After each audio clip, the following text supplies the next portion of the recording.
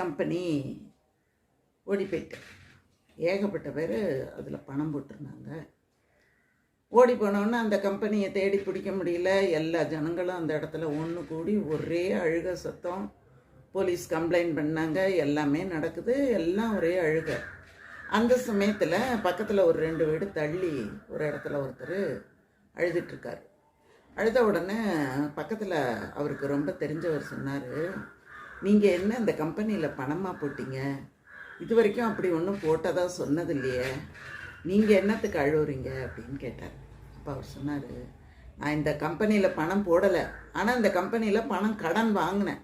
ஆனால் என்னால் வட்டி கூட கட்ட முடியல, பணமும் கட்ட முடியல. நான் பணம் கட்டி வருஷங்கள் போயிடுச்சு, 2-3 வருஷம் ஆயிட்டு.